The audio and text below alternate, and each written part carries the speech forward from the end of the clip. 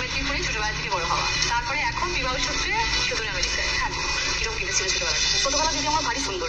আমি মেদিনীপুরে mission গার্লসের student. তারপর স্কুলের গন্ডি পেরানোর পরে মেদিনীপুরে যে গোপ কলেজ আছে, ওমেন্স কলেজ আছে, সেখান থেকে আমার গ্রাজুয়েশন কমপ্লিট হয়। যেহেতু আমার বাবা পুলিশে চাকরি করেন, আমার পরিবারের বহুজন পুলিশে চাকরি করেন, আমার ভারী ইচ্ছা ছিল মিলিটারি জয়েন করার বা আর্মি জয়েন করার, পুলিশেও জয়েন করার ভারী ইচ্ছা ছিল। তো সেইভাবেই নিজেকে করেছিলাম, কারণ আমি খুব বেশি তখন খেলাধুলা, এনসিসি এই সমস্ত জিনিসপত্র করতাম। তো বহুদিন ধরে আমার সম্বন্ধ দেখাও তার সঙ্গে চলছে, যেহেতু আমি বাড়ির বড় মেয়ে, আমরা 2 বোন 1 ভাই।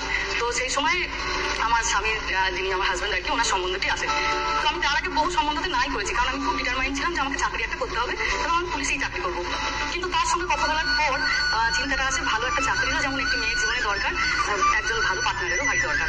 তো তখন সেখান থেকে সরে আসি, এসে আমি বিয়েটাই করি, কারণ আমার খুব পছন্দ হয়েছিল।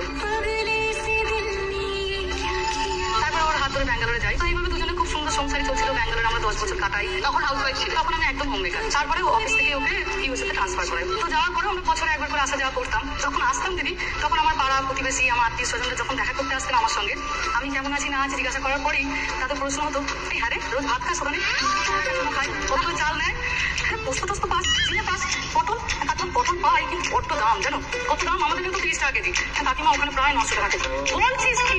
তখন মাছ বোধ হয় 5 না, রুই কাতলা না, না কাকিমা তাও পাই, তবে ফ্রোজেন। এখানকার মতো স্বাদ হয় না কাকিমা, তা হয় আমাদের মতো ইলিশটা কি পাও? ইলিশও পাই কিন্তু সবই ফ্রোজেন। আর কিছুটা কপালে ওই ভাগ্য, মানে মা কালীকে জপতে জপতে যায়, আজ যেন ভালো ইলিশটা পাই, মা আজ যেন ভালো ইলিশটা পাই। তারপরে এদের একটু তাদের স্বাদ নেই না, তারপরে স্বাদ নেই। সবাই তো যাচ্ছে মার কার কথায় এটা ভালো।